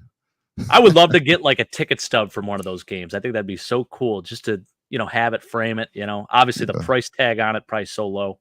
Crazy. Yeah. Thanks, Keith. Appreciate it. And the new cut cams. Oh yeah. He's like, we had to get that in there. Maybe we'll have a show like that just for you, Trek Reviewer. It'll be a weekly show. You know what? We're gonna get Cam on the show. Oh, that would be fantastic. I'm gonna reach out to him. First, we're gonna get shorter. Let's reach out to Cam. Yeah, let's see if we can get Cam. Let's reach out to Cam. We're gonna do it. Calling all. Stefan, I know you're close. You have Kelly seats. You have some connections out there, man. Talk to me tomorrow about who we can get on, who you have connections to, and let's get one of these Bills players on. Cam Lewis, Reed Ferguson, heck, Justin Shorter. He's your neighbor, Jake. Come on, man. Reed still hasn't seen my message, by the way. I did reach out to him. Oh, it's got to happen though. Dr. Blake. We have a Dr. Blake. I know it. We have a Sunday night. I will. I'll ask him. I'll reach out. He might be working, but he has a signed Daryl LaMonica jersey in his basement on the Raiders, of course. So he's got that number 3 LaMonica jersey down there. It's signed. It's pretty cool. That is awesome. What a lineup of quarterbacks too. It was Daryl LaMonica, Joe Theismann, Joe Montana. Crazy. And then Rick Meyer after that. A couple years later. Stefan, we're going to talk tomorrow. We got all kinds of ideas. Make those calls, man. Yeah. And then Trek Reviewer, it was him, then Heisman and Montana. Yeah. Amazing. Yep. All right, buddy. That's kind of it. I want to thank everyone. I always forget to say this, but if you like what you saw, if you're new to the channel, please like, comment, drop a nickel on that subscribe button, and share the channel. Help us get more people involved. We're growing this channel. Got so many shows that I just mentioned about. We love talking to you folks. It makes my day when we have this type of interaction. So thank you very much. Jake, closing thoughts, buddy? Closing thoughts. Trek Reviewer, I just want to give you one little tidbit. You're talking draft. You're going to take anyone in the draft. I say you do go receiver. You go with my boy Xavier Leggett. As you can see, I'm a big South Carolina fan. This dude's a dog, 6'3", 227, Mike. He's got like 900-something receiving yards this year thus far. Absolutely killing it. South Carolina, not looking great. Barely beat Jacksonville State last week. But, hey, better times are ahead, I'm hoping. Thought Spencer Rattler was going to be him, but it's not really the case. But that's my guy. If the Bills, I think he'll be available in the 20s, maybe. Fingers crossed. But hopefully we're picking at 32. I think this team can turn things around. I'm confident. I'm going to be that typical Bills fan, that typical Buffalonian that holds out hope. But I do think this offense has time to turn it around. They're going to go a little more up-tempo. I think they're going to really come together this week against Denver. I'm excited to do the pregame show for that. But I am very optimistic. I am. I'm still optimistic. Same here. Never going to give up on this team. I've seen too much over the years. And just like you said, just 2 years ago, we were 7-6. I remember I think it was coming off that loss to the Patriots, right? In that crazy win game. We were 7-6. We were like, damn, are we even going to, make the playoffs? And we turned it around. We went on a great roll. 13-second game kept us from the AFC Championship. This team can do it. And I'm going to say it. I've said it a few times. Stefan said it. I mean, he started it. Nobody circles the wagon like the Buffalo Bills. We'll see everybody soon. Go Bills. Go Bills.